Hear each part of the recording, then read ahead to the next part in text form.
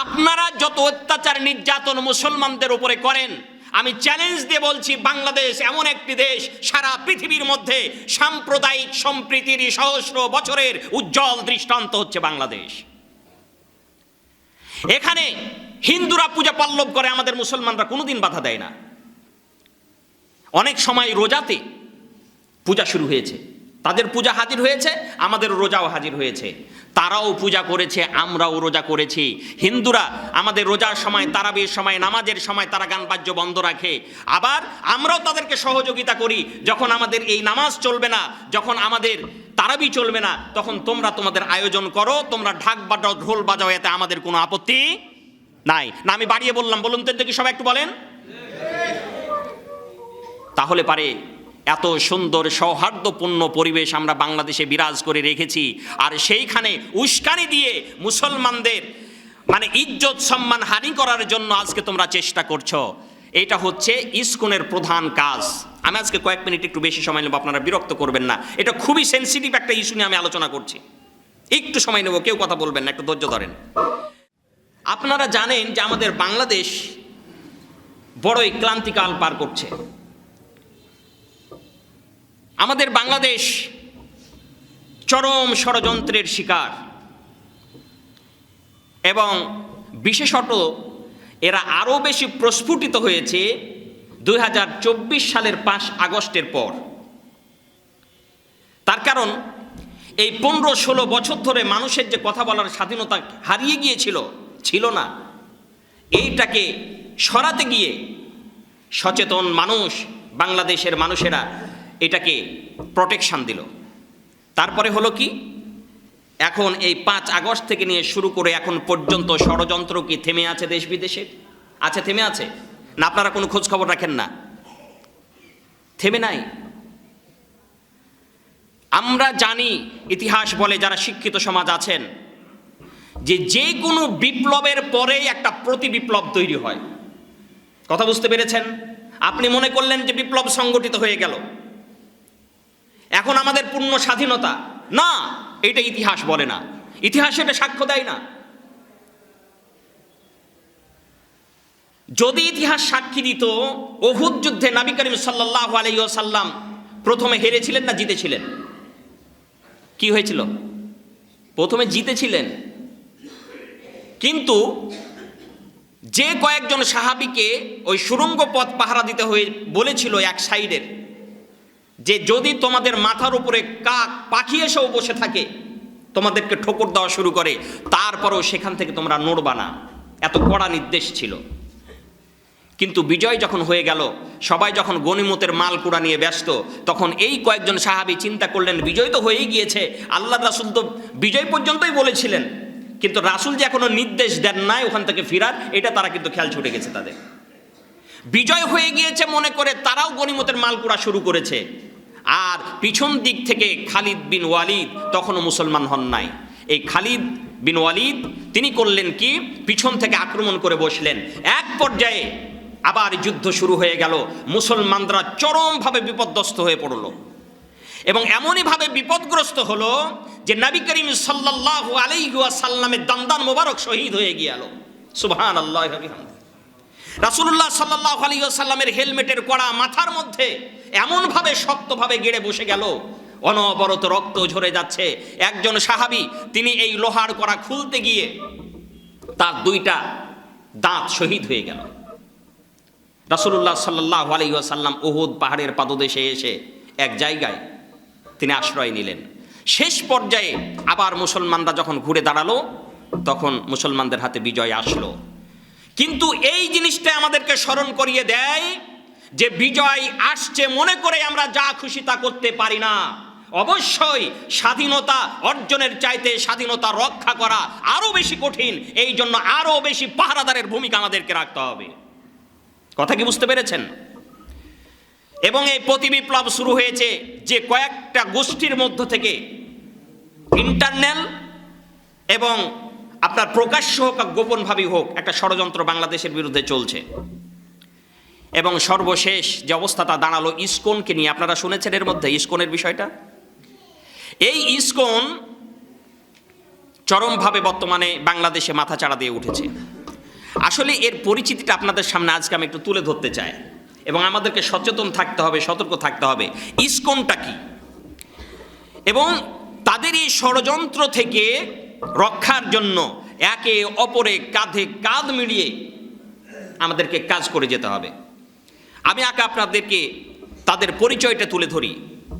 কেউ কাউকে ব্যক্তিগতভাবে দলগতভাবে দোষারোপ না করে আগে তার পরিচিতিটা তুলে ধরে আমাদেরকে জানতে হবে আমরা যারা বাংলাদেশের মানুষ, শুধু মুসলমান বলে কথা নয়, যারা বাংলাদেশের মানুষ, এই বাংলাদেশে মুসলমান আছে, হিন্দু আছে, খ্রিস্টান আছে, বৌদ্ধ আছে, সাঁতাল আছে, চাকমা আছে, মারমা আছে, মোরো আছে, গারো আছে, এরকম অনেক শ্রেণী নৃগোষ্ঠী আছে না নাই? আছে। তাদেরকে এই জিনিসটা বোঝাতে হবে যে আমাদের তাদের বিরুদ্ধে কত বড় ষড়যন্ত্র ইসকন শুরু করেছে, এইটা তাদেরকে বুঝাতে হবে। এই জন্য আসুন আগে তাদের পরিচয়টা আমরা একটু জেনে নেই। ইসকন এটা হচ্ছে একটা সংক্ষিপ্ত নাম। এর ইলিবারেশনটা হচ্ছে international society for Krishna consciousness. Bangla অর্থ হচ্ছে আন্তর্জাতিক কৃষ্ণ ভাবনামৃত সংঘ।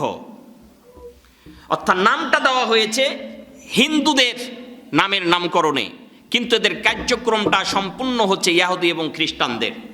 এবং ইসকনের গোটা পৃথিবীব্যাপী যত সদস্য, তাদের অর্ধেকই সদস্য হচ্ছে ইহুদিদের। এটা আমার কথা নয়, তাদেরই দেওয়া বক্তৃতা, ইসকনের দেওয়া ভাষ্য থেকেই আপনাদেরকে বলছি। এবং যদি খুব সংক্ষেপে বলি, ইসকন 8 দফা দাবি তুলেছে। এই 8 দফা দাবি কি? 1, সংখ্যালঘু সম্প্রদায়ের নিরাপত্তা নিশ্চিত করতে সুরক্ষা আইন প্রণয়ন এবং মনিটরিং সেল গঠন করা। 2, সংখ্যালঘু কমিশন গঠন করা। 3, সংখ্যালঘু সম্প্রদায়ের উপর যে কোনো হামলা, অগ্নিসংযোগ, লুটপাট, চাঁদাবাজি ও হত্যাযজ্ঞ হচ্ছে তা অবিলম্বে বন্ধ করা এবং সুষ্ঠু তদন্ত সাপেক্ষে দুষ্কৃতকারীদেরকে দ্রুত বিশেষ ট্রাইব্যুনাল গঠন করে দৃষ্টান্তমূলক শাস্তি সহ ভুক্তভোগী পরিবার ও পরিবারবর্গকে ক্ষতিপূরণ দেয়া। এরপরের তাদের দাবি হচ্ছে সাম্প্রদায়িক দাঙ্গা সৃষ্টির জন্য বিভিন্ন সামাজিক যোগাযোগ মাধ্যমে যেসব প্রতিষ্ঠান ও ব্যক্তি ইসকন সহ অন্য হিন্দু ধর্মাবলম্বী সংগঠনের প্রতি অপপ্রচার করছে, তাদের আইনের আওতায় এনে দ্রুত বিশেষ ট্রাইব্যুনাল গঠন করে বিচার ও দৃষ্টান্তমূলক শাস্তি দেওয়া। এরপরে তাদের আরেকটা দাবি তারা সরকারের কাছে তুলেছে যে দুর্গাপূজায় 3 দিন ও রথযাত্রায় 2 দিন সাধারণ ছুটি ঘোষণা করতে হবে। এরপরের দাবিটা হচ্ছে সংখ্যালঘু সম্প্রদায়ের সুরক্ষায় পরিপত্র জারি করা এবং তা যথাযথভাবে প্রয়োগ করার জন্য সংশ্লিষ্ট মন্ত্রণালয়কে নির্দেশ দেয়া। এরপর তাদের দাবি হচ্ছে ইসকন সহ প্রধান প্রধান মন্দির সমূহে সার্বক্ষণিক নিরাপত্তা নিশ্চিত করা। এইগুলা হচ্ছে ইসকনদের দাবি বর্তমান স্বরাষ্ট্র উপদেষ্টার কাছে, অর্থাৎ বাংলাদেশের সাংবিধানিক রাষ্ট্রের কাছে। এখানে যে 8টা দাবি করেছে, কিছু দাবি অবশ্যই গ্রহণযোগ্য, গ্রহণ করা যেতে পারে, আবার কিছু দাবি আছে সাংঘাতিকভাবে সাংঘর্ষিক। যেমন তারা একটা দাবি করেছে দুর্গাপূজায় 3 দিন ও রথযাত্রায় 2 দিন সাধারণ ছুটি ঘোষণা করতে হবে। এটা দেওয়া যেতে পারে, অসুবিধা নাই, তারা আনন্দ করবে পূজাতে, এটাতে আমাদের কিছু করার নাই, তাদের এটা সহযোগিতা করা যেতে পারে, তাদের আনন্দ করার জন্য তাদেরকে এই সুবিধাটা দেওয়া যেতে পারে, এই ছুটিটা ঘোষণা করা কোনো অসুবিধা না, এটা করা যেতে পারে। কিন্তু এরা সবচাইতে মারাত্মক 2-3টা পয়েন্ট যোগ করেছে। তার মধ্যে একটা হচ্ছে সংখ্যালঘু কমিশন গঠন করা। এটার মধ্যে, এই ধারার মধ্যে তারা বলছে যে বাংলাদেশে যত মানুষ, সমস্ত মানুষ যতটি আছে, ধরেন 18.5 কোটি মানুষ, এই 18.5 কোটির মধ্যে যতটি হিন্দু আছে তাদেরকে আনুপাতিক হারে সংসদে আসন বিন্যাস দিতে হবে। চিন্তা করেছেন আমাদের সংসদ নির্বাচিত হয় কিভাবে? বলেন কিভাবে? ভোটের মাধ্যমে না? আসন সংখ্যা কত? 300। আচ্ছা, এই আসনগুলিতে হিন্দুদেরও অবস্থান থাকে না? থাকে না? থাকে না? থাকে। এই যে আওয়ামী লীগের একজন ছিলেন, ওর নাম কি ছিল, মারা গেছেন উনি, সুরঞ্জিত সেনগুপ্ত। এরকমভাবে মাওলানা দেলোয়ার হুসাইন সাইদি পিরোজপুরে, যেখানে তিনি এই যে করেছিলেন, সংসদ নির্বাচনে অংশগ্রহণ করেছিলেন, সেখানে ইতিপূর্বে কয়েকবার হিন্দুদের মধ্য থেকেই মূলত সংসদ সদস্য নির্বাচিত হয়েছিল। এরকম বাংলাদেশে কয়েক জায়গা থেকে এরকম নির্বাচিত হয়। তাহলে পরে আলাদাভাবে তোমাদের কেন এটা দেওয়া লাগবে? ডাল মে কুচ কালা হয়। আমরা বুঝি, আমরা ফিডার খাই না বন্ধু, দোস্ত হে, আমরা ফিডার খাই না। আমরা বুঝি যে সাদা ভাতের মধ্যে কালো কি দেখা যায়। সম্মানিত উপস্থিতি, এইটা কোনো ক্রমে গ্রহণযোগ্য নয়। আর তারা যে দাবিটা করেছে যে তাদের উপর নাকি হামলা, লুটপাট, অগ্নিসংযোগ এগুলো হচ্ছে, এগুলো দেখতে হবে। হ্যাঁ, ভালো কথা। আপনাদের উপর যদি কেউ অত্যাচার করে থাকে, সেটা মুসলমানই হোক, হিন্দু হোক আর খ্রিস্টানই হোক, এটা দেখার বিষয় না। কেউ যদি অন্যায়ভাবে আপনার উপরে অবিচার করে থাকে, তার বিচার হবে, এটাই স্বাভাবিক। কিন্তু যে মন্দিরগুলো আপনারা নিজেরা ভাঙছেন, উস্কানি দিয়ে মুসলমানদের সাথে দাঙ্গা তৈরির জন্য ইন্ডিয়ার সাথে কাঁধে কাঁধ মিলিয়ে ষড়যন্ত্র করছেন, সেইগুলোর জন্য তো কথা বলছেন না। 1992 সালে বাবরি মসজিদ ভাঙা হয়েছিল না হয় নাই? হয়েছে। আপনারা দেখান তো বাংলাদেশে মন্দির ভেঙে একটা মসজিদ হয়েছে, এরকম কোন ইতিহাস দেখাতে পারবেন? বড় দাদুরা খুব কথা বলে, আমাদেরকে বুঝায় যে আমরা সংখ্যা লঘিষ্ঠদের ওপরে নাকি আমরা নির্যাতন করছি। এত বড় মিথ্যাচার। ঝাঁঝর সুইকে বলছে তো তোর পিছনে কত বড় ফুটা, হ্যাঁ? তোর লজ্জা লাগে না মানুষের সামনে ফুটা নিয়ে যাইতে? ছুঁই বলছে যে ভাই, তুমি আমারটা তো দেখেছো ফুটা আমার, কিন্তু তোমার কি দেখেছো আমার চাইতে কত বড় বড় ফুটা তোমার কাছে কতটি আছে? ভারতকে বলি যে আপনারা একটু আপনাদের দিকে তাকান। আপনারা যত অত্যাচার নির্যাতন মুসলমানদের উপরে করেন, আমি চ্যালেঞ্জ দিয়ে বলছি, বাংলাদেশ এমন একটি দেশ, সারা পৃথিবীর মধ্যে সাম্প্রদায়িক সম্প্রীতির সহস্র বছরের উজ্জ্বল দৃষ্টান্ত হচ্ছে বাংলাদেশ। এখানে হিন্দুরা পূজা পল্লব করে, আমাদের মুসলমানরা কোনোদিন বাধা দেয় না। অনেক সময় রোজাতে পূজা শুরু হয়েছে, তাদের পূজা হাজির হয়েছে, আমাদের রোজাও হাজির হয়েছে। তারাও পূজা করেছে, আমরাও রোজা করেছি। হিন্দুরা আমাদের রোজার সময়, তারাবির সময়, নামাজের সময় তারা গান বাদ্য বন্ধ রাখে। আবার আমরাও তাদেরকে সহযোগিতা করি। যখন আমাদের এই নামাজ চলবে না, যখন আমাদের তারাবি চলবে না, তখন তোমরা তোমাদের আয়োজন করো, তোমরা ঢাক বাজাও, ঢোল বাজাও, এতে আমাদের কোনো আপত্তি নাই। না আমি বাড়িয়ে বললাম? বলুন তো দেখি, সবাই একটু বলেন। তাহলে পারে এত সুন্দর সৌহার্দ্যপূর্ণ পরিবেশ আমরা বাংলাদেশে বিরাজ করে রেখেছি, আর সেইখানে উস্কানি দিয়ে মুসলমানদের ইজ্জত সম্মান হানি করার জন্য আজকে তোমরা চেষ্টা করছো। এটা হচ্ছে ইসকনের প্রধান কাজ। আমি আজকে কয়েক মিনিট একটু বেশি সময় নেব, আপনারা বিরক্ত করবেন না। এটা খুবই সেন্সিটিভ একটা ইস্যু নিয়ে আমি আলোচনা করছি, একটু সময় নেব, কেউ কথা বলবেন না, একটু ধৈর্য ধরেন। এবার দেখেন, তারা যে কাজটা করছে, যে তাদের সুরক্ষার জন্য, অর্থাৎ যারা হিন্দু থাকবে তাদেরকে ওই অবস্থায় রাখতে হবে, সাঁওতাল যারা থাকবে তাদেরকে ওই অবস্থায় রাখতে হবে। অর্থাৎ তারা যদি কেউ ইসলাম গ্রহণ করতে চায়, তাহলে পারে সেই সুযোগ দেওয়া, রাষ্ট্রীয়ভাবে যেন এটা বন্ধ হয়ে যায়। দেখছেন কোন জায়গায় হাত দিচ্ছে? আমি তোমাদের ইতিহাসটা একটু তুলে ধরছি, আর আমাদের মুসলমানদের ইতিহাসটা শোনো। মুসলমানরা কোনোদিন কারো ওপরে জোর করে কখন ঈমান চাপিয়ে দেন না। রাসূলুল্লাহ সাল্লাল্লাহু আলাইহি সাল্লাম করেন নাই, আমরা কেন করব?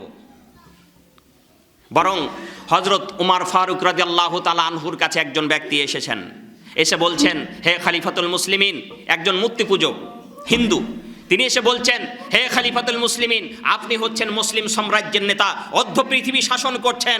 এই শাসনের ভারে, আপনার ক্ষমতার মোহে কি আমাদের উপরে আপনারা অত্যাচার নির্যাতন শুরু করেছেন? কই কি হয়েছে? বলে, আমার মূর্তির একটা নাক ভেঙে দেওয়া হয়েছে, আমার মূর্তির একটা হাত ভেঙে দেওয়া হয়েছে, মুসলমানরা এই কাজ করেছে, অথচ আপনি এর বিচার করছেন না। হযরত উমর ফারুক রাদিয়াল্লাহু তাআলা আনহু অত্যন্ত রাগান্বিত হলেন। তিনি বললেন যে আমি ওয়াদা করছি, আমি এটার অ্যাকশনে যাব। এবং তিনি তদন্ত কমিটি গঠন করলেন। তদন্ত কমিটি করে এটা ঘোষণা করলেন যে এই হিন্দুদের মূর্তির নাককে ভেঙেছে আর হাতকে ভেঙেছে, এটা বের করে নিয়ে আসো। কিন্তু আমাদের মতন তো এত অত্যাধুনিক যন্ত্রপাতি ছিল না, সিসি ক্যামেরা ছিল না, আর এ ছিল না যে খুব দ্রুতের সাথে তদন্ত বেরিয়ে আসবে। শেষ পর্যন্ত দেখা গেল যে হদিশ খুঁজে পাওয়া গেল না, এই মূর্তির নাক আর হাতকে ভেঙেছে। তখন হযরত উমর ফারুক রাদিয়াল্লাহু তাআলা আনহু ওই ব্যক্তির কাছে গেলেন, গিয়ে বললেন, হে মূর্তি পূজক, আমার মুসলমান ভাইরা এই কাজ যদি করে থাকে, তোমার মূর্তির নাক যদি ভেঙে থাকে আর যদি হাত ভেঙে থাকে, তোমার যদি এটা জানা থাকে, আমি উমর আজকে তোমার কাছে স্যালেন্ডার হয়ে গেলাম, আমার নাক উড়িয়ে দাও আর আমার হাত উড়িয়ে দাও। এর নাম হচ্ছে মুসলমানিত্ব। এত সহজ না। আমরা কোনোদিন কারো ওপরে আমাদের ধর্মকে চাপিয়ে দেইনি। হিন্দুরাই আমাদের আদর্শকে ভালো অনুভব করে, এক আল্লাহ ছাড়া যে কোনো মাবুদ নাই, তারাও এটা বুঝেছে সূর্যের পূজা করে লাভ নাই, সেই সূর্য পূবে উঠে পশ্চিমে ডুবে, সেই সূর্যের পূজা করে লাভ নাই, যে সূর্যকে বানিয়েছেন তার পূজা করতে হবে। তখন তারা মাহফিলে এসে বিভিন্ন জায়গায় দলে দলে মুসলমান হচ্ছে। এই জন্য আপনাদের গাত্রদাহ শুরু হয়েছে, তাই না? মুসলমানদের এই আবহমান ধারাকে বন্ধ করা কোনো পদ্ধতিতেই যাবে না, এবং এটা আমরা হতে দেব না। मगरिबी की वादियों में गुजी अदा हमारे, थमता न था किसी से सैले रवा हमारा। পূর্ব থেকে পশ্চিম, উত্তর থেকে দক্ষিণ, মাগরিব থেকে মাশরিক, ইথারে অক্সিজেনে, আকাশে বাতাসে সাগরে সর্বত্র ইসলামের আওয়াজ উদিত হবে, ধ্বনিত প্রতিধ্বনিত হবে। এই আওয়াজকে পৃথিবীর কোনো গোষ্ঠী থামিয়ে দিতে কখনো পারেনি, পারবে না, পারবে না, পারবে না। স্পষ্ট কথা। আমি আপনাদেরকে আরেকটু বলি, তাদের পরিচিতিটা তাদের কাছে আলোচনা শেষ করব।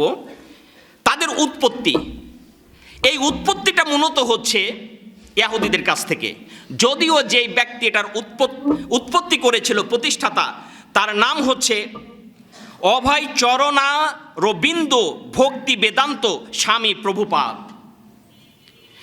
1966 সালে আমেরিকার নিউ ইয়র্কে এই সংগঠনটি তৈরি করেছিল ইসকন।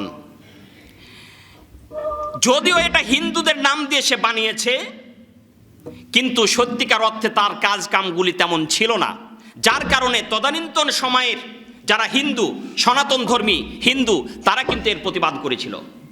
এবং এই প্রতিবাদ করতে গিয়ে যখন দেখলো যে হিন্দুরা তাকে সাপোর্ট করছে না, তখন তাদের পাশে এসে দাঁড়ালো কারা জানেন? তখন তাদের পাশে এসে দাঁড়িয়েছিল যে কয়েকজন ব্যক্তি, তারা হচ্ছে ইহুদি খ্রিস্টানদের এজেন্ট।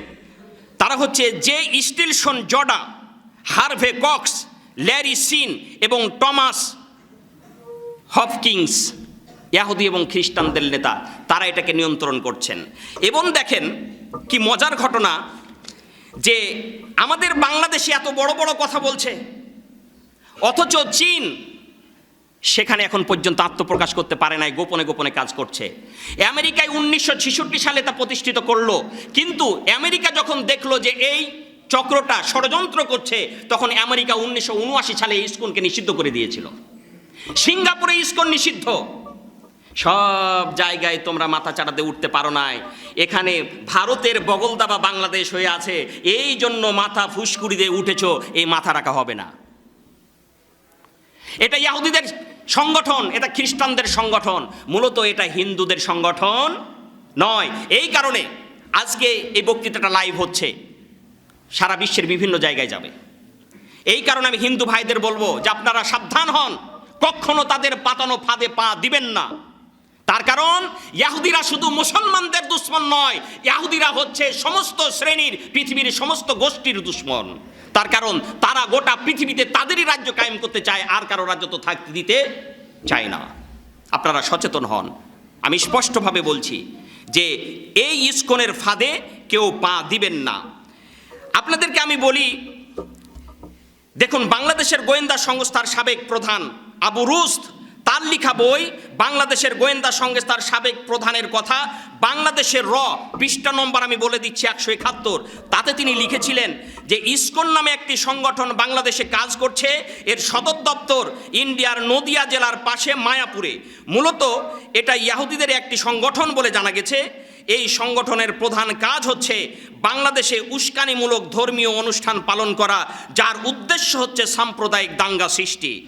আর এরই ধারাবাহিকতায় আপনাদেরকে বলি যে ওরা যেগুলা নিচু শ্রেণীর ধর্মের লোক, আপনাদের এখানে সাঁওতাল পল্লী আছেন একটা, আপনারা গিয়ে খোঁজ নিয়ে দেখবেন যে অনেকে ইহুদি হয়ে যায়, খ্রিস্টান হয়ে গেছে। ভালো করে যা খোঁজ নিয়েন। আমি দেখেছি বিভিন্ন জায়গায়, আমি নিজে প্রমাণ, আপনাদের প্রমাণ না দিলেও আমি নিজে প্রমাণ। এই নৃগোষ্ঠীদেরকে তারা তাক করে করে এগুচ্ছে এবং শেষমেশ তারা আমাদের উপরে দোষ দেয় যে আমরা নাকি তাদের মন্দির ভেঙেছি। ডকুমেন্টারি আপনাদেরকে একটু বলে ফেলি যে নিচু হিন্দু যারা যেখানে আছে সেখানে তারা গিয়ে আস্থানা গাড়ে এবং মন্দির তৈরি করে। ইসকন ঢাকার স্বামীবাগ মন্দিরের পাশে ইসকন মন্দির তারা তৈরি করেছে, যেহেতু সেখানে বিশাল মেথর পট্টি আছে। মেথরেরা সব নিচু শ্রেণীর না? এই মেথর শ্রেণীদেরকে যখন তারা কিছু টাকা পয়সা দেয়, বিভিন্ন ধরনের সহযোগিতা করে, তখন তাদের দল ভারী হয়ে যায়। এই কাজ তারা করছে। পাশাপাশি স্বামীবাগ মন্দির সনাতনদের ছিল, পুরাতন হিন্দুদের ছিল, অথচ তাদেরকে পিটিয়ে তারা সেখান থেকে বের করে দিয়ে সেখানে মন্দির তারা করেছে এই ইসকন। পঞ্চগড়ে সনাতনদের পিটিয়ে এলাকা ছাড়া করেছে এই ইসকন। ঠাকুরগাঁয়ে হিন্দুদেরকে হত্যা করে মন্দির দখল করেছে ইসকন। সর্বশেষ স্বামীবাগে এই মসজিদে তারাবির নামাজ চলাকালীন ইসকন যখন গান বাজনা বাজাচ্ছিল, তাদেরকে ভদ্রভাবে নিষেধ করা হলো, তখন তারা পুলিশ ডেকে নিয়ে এসে মুসলমানদের তারাবিকে পর্যন্ত বন্ধ করে দিয়েছিল এই ইসকন।